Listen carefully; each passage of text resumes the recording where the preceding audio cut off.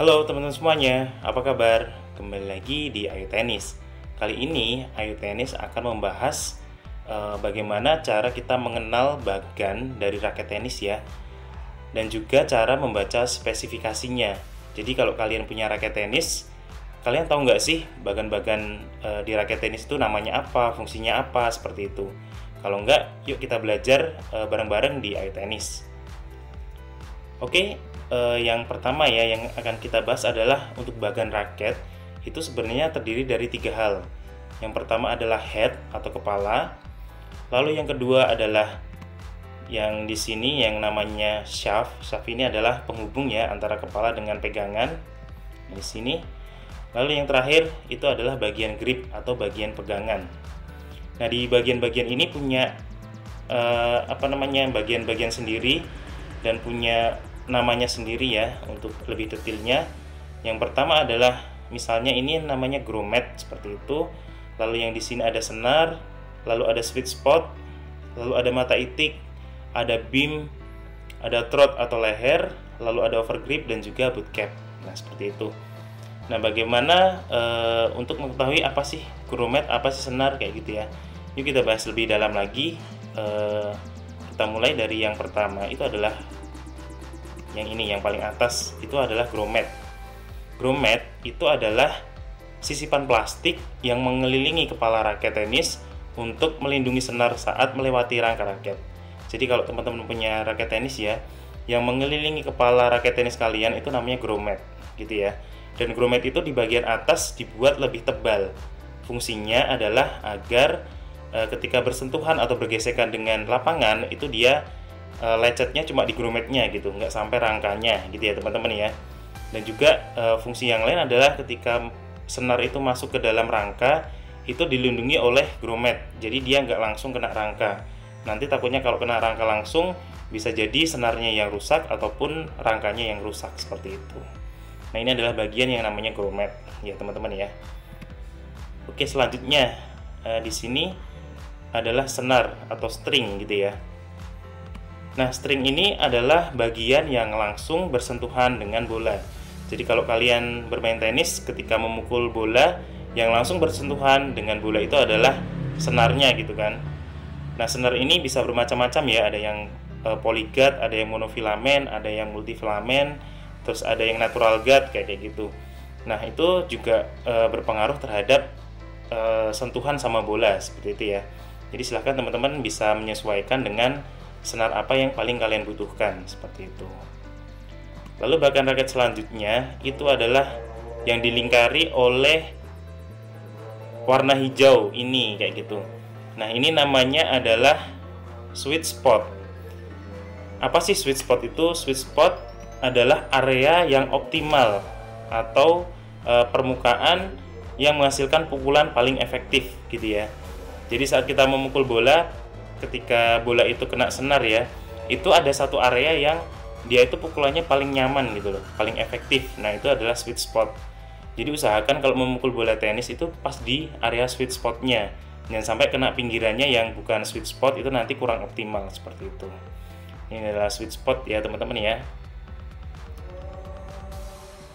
Oke, selanjutnya adalah mata itik. Mata itik itu adalah merujuk bagian lubang kecil ya. Di setiap raket ada lubang-lubangnya kecil banyak gitu kan. Itu tempat lewatnya senar, itu ya disebut dengan mata itik. Nah, mata itik ini biasanya ketika disenar ya kadang pecah gitu kan. Terus dia masuk ke dalam rangka. Jadi suaranya kayak ada pasir-pasirnya gitu. Nah, kalau seperti itu silahkan teman-teman bisa melepas senarnya, semua senarnya dilepas terus dipukul-pukulan ke tangan kayak gitu.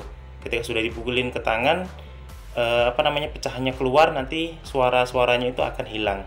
Tapi kalau nggak hilang nggak masalah sih. Yang penting untuk fungsinya itu tetap, tapi cuma ada suara sedikit yang mengganggu kayak gitu. Itu untuk mata itik ya. Jadi silahkan teman-teman bisa bisa agar mata itiknya itu tidak pecah seperti itu. Jadi silahkan bisa lebih hati-hati ketika menyenarkan gitu ya. Oke, bagan raket yang selanjutnya itu adalah yang namanya beam ya teman-teman ya. Di sini penjelasannya untuk beam itu adalah ketebalan atau lebar frame leher raket jadi ke arah lehernya ya, yang diukur di bagian samping. Jadi untuk leher raket itu ada yang tipis, ada yang tebal gitu ya. Nah, yang tipis itu biasanya untuk fleksibilitas tinggi.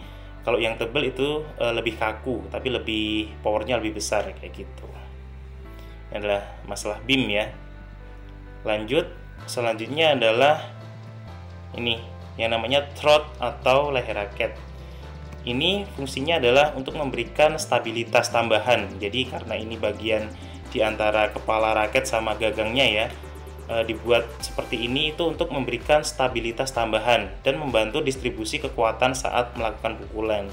Jadi kalau teman-teman ketahui raket tenis yang sebelumnya yang jadul gitu ya, itu tidak ada throat atau leher raketnya, dia langsung dari kepala bersambung ke gagang seperti itu. Tapi kalau raket tenis yang sekarang itu diberi throat itu untuk memberikan stabilitas yang lebih kayak gitu ya teman-teman ya. Dan juga untuk distribusi kekuatannya itu lebih merata dari kepala sampai ke gagang. Oke, seperti itu. Terus selanjutnya yang perlu kita ketahui adalah ini adalah namanya overgrip. Overgrip itu adalah lapisan tambahan yang dibalutkan ya. Jadi dibalutkan ke atas grip, ke atas pegangan. Jadi ini fungsinya ada beberapa, yaitu pertama adalah untuk meningkatkan kenyamanan kayak gitu. Lalu untuk meningkatkan kontrol juga, dan juga agar daya cengkeramnya itu lebih kuat, karena kalau dikasih overgrip dia lebih lengket gitu ke tangan. Jadi saat memegang raket dia nggak gampang licin gitu ya teman-teman ya.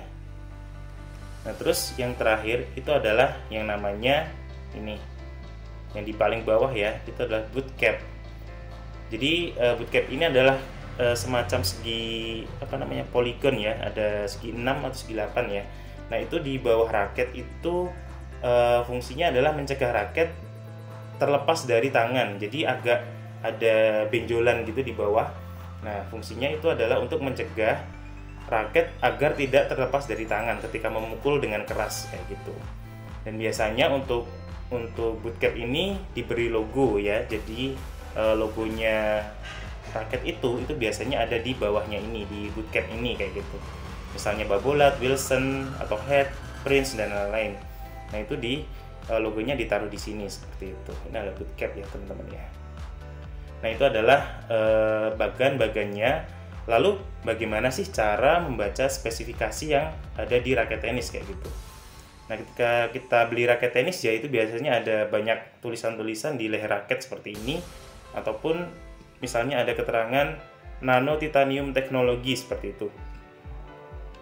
Nah, bagaimana cara membaca spesifikasinya?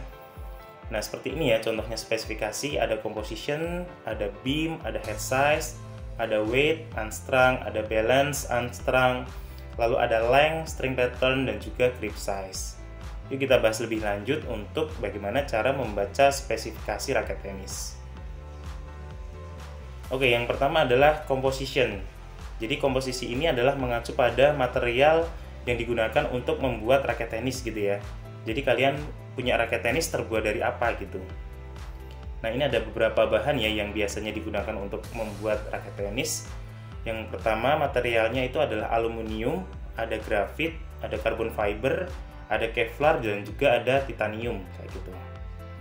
Jadi nanti akan saya jelaskan untuk karakteristik, ada kelebihan, ada kekurangan, dan juga baik untuk siapa kayak gitu ya. Yang pertama adalah aluminium dulu ya teman-teman ya.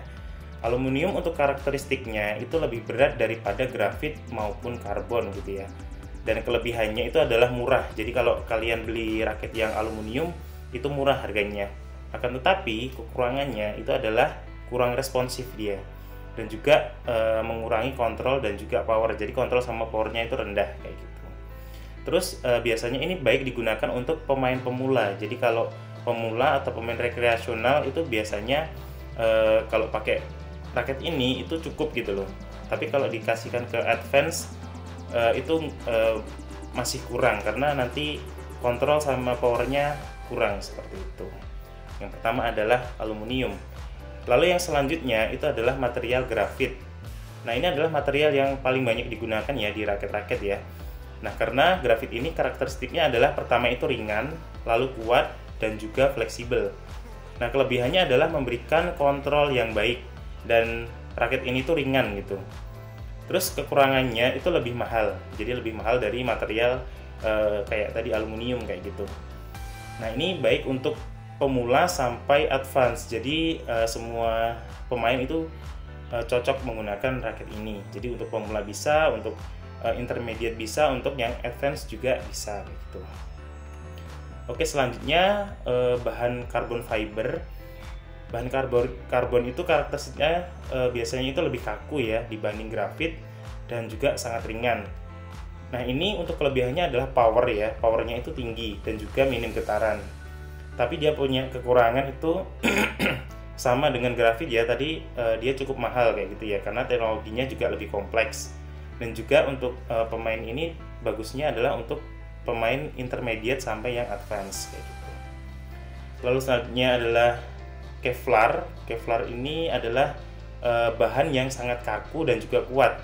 Ini bagus ya. Jadi stabilitasnya maksimal kayak gitu. Dan cocok untuk pemain dengan pukulan yang keras. Jadi kalau kamu suka pukulan yang keras, kamu bisa mencoba untuk bahan raket tenis dari Kevlar seperti itu. Tapi ada kekurangannya bahwa karena dia kaku ya, jadi dia menimbulkan kurang nyaman kayak gitu untuk dipakai, jadi bisa bikin tennis elbow, di sikunya sakit kayak gitu. Lalu ini baik untuk pemain intermediate sampai advance yang pukulannya keras seperti itu. Lalu yang terakhir, bahan yang mungkin lebih mahal ya, itu adalah titanium. Dia itu ringan tapi kuat, lalu lebih ringan dari aluminium. Dan ini menghasilkan power ya, power yang tanpa mengorbankan kontrol seperti itu. Jadi powernya bagus, terus kontrolnya juga bagus, lalu tahan lama dan juga tidak mudah berkarat gitu ya. Tapi dia punya kekurangan, yaitu dia lebih mahal. Ini baik untuk intermediate sampai advance ya. Jadi kalau raket titanium misalnya head TS6 gitu, dia besar dan lebih cocok ke yang nyari power seperti itu. Ini adalah untuk composition atau material ya. Nah, yang selanjutnya adalah beam. Teman-teman perhatikan ketika untuk melihat beam ini ya, kalian punya raket tenis, itu lihatlah di leher raketnya, dia yang seperti ini, yang kurus seperti ini, atau yang tipis, atau yang ini lebih tebal kayak gitu ya. Jadi dari sini bisa dilihat ya teman-teman ya. Nah, untuk yang paling tipis itu sekitar 22 mm, sampai yang tengah itu 23 sampai 27, dan yang paling tebal itu adalah sampai 28 mm atau lebih kayak gitu ya. Nah, ini ada dari yang tipis, medium sampai yang tebal. Nah, apa sih keunggulannya kayak gitu? Ini ya, untuk beam yang lebih tipis itu dia unggul di fleksibilitas dan kontrol. Jadi kalau beamnya tipis itu kalian bisa fleksibel di net kayak gitu, lebih ringan, lebih enak, lebih mudah untuk memukul karena dia lebih fleksibel gitu ya. Terus untuk beam yang lebih tebal, misalnya yang kanan ini ya, Babolat Aero, itu unggul di power, jadi kekuatannya besar kayak gitu dan lebih kaku. Tapi untuk fleksibilitasnya otomatis kurang kayak gitu. Jadi untuk di depan net biasanya agak kesulitan gitu ya teman-teman ya. Nah, ini adalah beam. Lalu selanjutnya adalah head size. Jadi sebuah raket itu punya head size ya, ada lingkar kepalanya kayak gitu.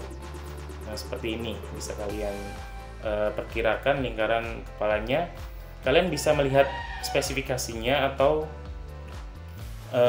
di ini ya, di leher raket kayak gitu.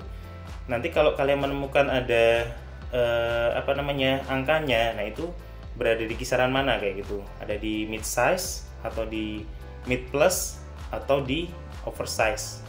Nah, di mid size ini adalah antara 85 sampai 97 square in. Ini baik di kontrol ataupun akurasi yang baik kayak gitu. Tapi kelemahannya adalah dia powernya kecil. Jadi power kecil itu dia lebih kaku. Jadi karena powernya kecil, jadi kekuatan yang harus dihasilkan itu dari kekuatan badan atau kekuatan ayunan si pemain kayak gitu ya. Lalu yang kedua ada raket yang head size-nya itu adalah di mid plus. Mid plus itu ada di sekitar 98 sampai 104 square in. Dia untuk powernya itu di medium, lalu di kontrolnya juga di medium kayak gitu. Jadi seimbang. Ini adalah raket yang seimbang kayak gitu ya di mid plus ya. Untuk yang raket yang beredar di pasaran biasanya sampai biasanya itu yang paling banyak adalah 100 square inch kayak gitu. Lalu selanjutnya adalah oversize. Jadi oversize ini adalah raket yang head size-nya itu ukurannya besar gitu ya. Besar itu adalah di atas 105 square inch kayak gitu. Nah, karena lingkarannya besar, itu dia powernya itu juga besar kayak gitu. Tapi karena powernya besar, akurasinya otomatis lebih rendah.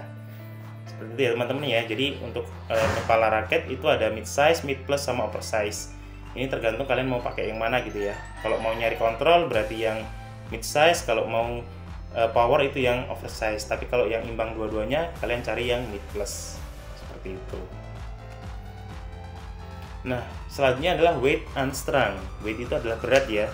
Berat sebelum disenar seperti itu. Kalian bisa cek di spesifikasi di lehernya kayak gitu. Nah, ini adalah rekomendasinya ya. Kalau dari remaja beralih ke raket dewasa itu sekitar 250 sampai 270 gram gitu ya. Lalu pemain senior atau yang sudah berumur, yang plus ini ya, yang berarti udah tua gitu ya, itu silahkan mencari yang 240 sampai 270 gram gitu ya. Jadi raketnya ringan, powernya besar gitu. Lalu untuk pemula yang pemula dan juga yang baru main tenis gitu. Nah, itu untuk raketnya lebih baik memilih 260 sampai 275 gram. Lalu untuk intermediate, lalu juga advance ya, itu lebih baiknya ke 280 sampai 300 gram kayak gitu. Dan terakhir untuk pemain pro ya yang sudah bermain misalnya untuk tingkat nasional ataupun internasional, itu 295 sampai 340 gram. Jadi ada ya raket sampai 340 ya. Kalian kalau nggak pernah nemu itu biasanya dipakai oleh pemain profesional seperti itu. Oke, selanjutnya ada balance. Jadi balance ini ada caranya untuk melihat ya. Kalian masukkan ke telunjuk kalian ataupun benda apapun ke leher raket seperti ini, seperti di gambar. Nah, lalu kalau dia condong ke kepalanya ke bawah, nah itu disebut dengan head heavy. Jadi dia berat di kepala gitu ya, head heavy atau kepala berat. Nah, berat di kepala ini memberikan lebih banyak tenaga dan juga momentum saat memukul, jadi lebih keras kayak gitu pukulannya. Lebih cocok untuk pemain baseline. Dan juga membuat, karena ini berat ya, membuat lebih mudah lelah gitu. Jadi ketika memukul lebih mudah lelah karena berat di kepala gitu ya. Ini adalah head heavy, dia kelebihannya di power gitu ya. Lalu ada yang kedua, ketika kalian timbang gitu ya dengan telunjuk tangan itu seperti ini. Nah, itu balance ya, even balance. Jadi dia seimbang. Jadi distribusi berat merata di sepanjang raket kayak gitu. Jadi ini menawarkan kombinasi ya antara kekuatannya bagus, lalu kontrolnya juga bagus kayak gitu. Dan ini cocok untuk pemain all rounder. Jadi kalau dia pemain yang bisa di belakang, bisa di depan, bisa di tengah kayak gitu, lebih baik pakai raket yang balance kayak gitu. Dan yang terakhir yang untuk balance itu adalah yang gagangnya lebih berat, itu yang namanya dengan head light. Jadi head itu kan kepala, light itu kan ringan, jadi kepalanya lebih ringan gitu ya.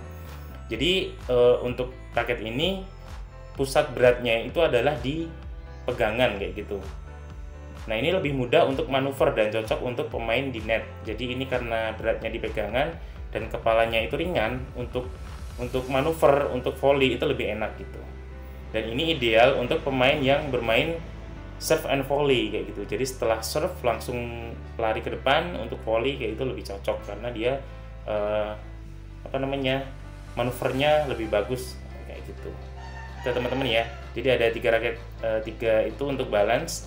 Ada yang kepalanya berat, ada yang kepalanya ringan, ada yang seimbang kayak gitu. Jadi silahkan teman-teman pilih yang mana gitu ya. Oke, selanjutnya adalah length atau panjang raket ya. Bisa kalian lihat di sini. Untuk length atau panjang raket itu tergantung umur ya. Kalau anak-anak gitu kalian bisa lihat umurnya di sini ada 0 sampai 3, 4 sampai 6, 7 sampai 8, 9 sampai 10 kayak gitu ya. Itu untuk panjangnya berbeda-beda disesuaikan dengan tinggi badannya dia kayak gitu ya. Tapi untuk pemain dewasa itu normalnya adalah 27 inch atau sekitar 68,5 cm kayak gitu. Ini adalah panjang raketnya. Lalu untuk string pattern, jadi string pattern ini ketika kalian punya raket ya, kalian lihat ada anyamannya senar gitu ya. Ada namanya main string, ada yang namanya cross string. Kalau main itu berarti dia yang vertikal, jadi antara dari atas sampai bawah itu vertikal ya.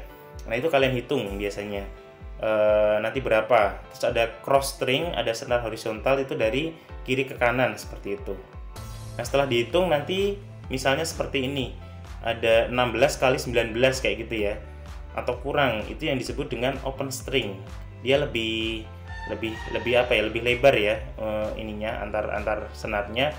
Dan ini ada lagi yang namanya close string nanti. Close string ini dia 18 kali 20. Jadi main string kali cross stringnya dia 18 kali 20, jadi dia lebih padat gitu ya. Nah dia punya kelebihan dan kelemahan sendiri-sendiri. Yang pertama adalah close string, itu dia powernya bagus, spin bagus, tapi durabilitasnya kurang. Jadi karena sering bergesekan dengan bola, itu durabilitas raket senarnya itu lebih gampang aus kayak gitu. Lalu untuk close string itu dia bagus di kontrol. Terus durabilitasnya lama karena ini ya, close string ya, karena kena apa namanya, kena spin raketnya nggak sering-sering banget kayak gitu. Nah ini dia punya kelemahan itu adalah efek trampolinnya itu sedikit, jadi lebih kaku gitu ya. Jadi teman-teman silahkan mau pilih yang mana. Kalau yang open string itu lebih bagus ke arah spin, kalau yang close string itu lebih bagus ke arah kontrol seperti itu. Ini adalah string pattern. Lalu ada lagi grip atau pegangan ya, itu ada ukurannya ya. Jadi silahkan teman-teman di bawah di bootcamp-nya ya, itu ada keterangan gripnya berapa kayak gitu. Nah biasanya untuk rata-rata ukuran grip orang Indonesia itu adalah 4/4 seperti itu. Nah siapa yang membutuhkan raket tadi yang disebutkan kayak gitu ya? Pertama adalah orang yang nyari kontrol, yang kedua adalah yang twinner ya, yang berimbang, atau yang nyari power kayak gitu. Pertama yang nyari kontrol itu adalah ideal untuk pemain yang dengan ayunan yang cepat dan panjang kayak gitu ya. Jadi ini adalah pemain yang mengutamakan akurasi. Ini biasanya untuk pemain-pemain yang profesional kayak gitu. Itu biasanya dia lebih memilih raket yang untuk kontrol. Jadi yang kepalanya kecil, yang mid size ya. Terus pokoknya yang ke arah kontrol kayak gitu. Yang lebih berat di kepalanya. Jadi dia terus yang close string, jadi arahnya ke kontrol seperti itu. Dia lebih ideal untuk pemain yang sudah advance lah seperti itu. Lalu selanjutnya adalah twinner. Twinner ini adalah yang imbang ya antara kontrol sama power kayak gitu. Jadi pemain ini adalah yang mencari kontrol dan power yang seimbang. Jadi kalian bisa memilih raket yang ketika di ini ya, di balance-nya itu di tengah-tengah. Jadi imbang antara kontrol sama power kayak gitu. Nah terus yang selanjutnya adalah yang nyari power. Itu adalah pemula ya biasanya, ataupun orang tua yang butuh kekuatan atau butuh power dari raketnya kayak gitu. Dan ini cocok untuk pemain senior yang mengalami penurunan kekuatan fisik seperti itu. Nah itu teman-teman beberapa hal tentang bagan raket dan juga cara membaca spesifikasinya. Terima kasih sudah menonton video ini. Langsung subscribe ya teman-teman ya. Oke itu aja yang bisa kami sampaikan. Banyak salah saya mohon maaf. Sekian, assalamualaikum warahmatullahi wabarakatuh. Dadah.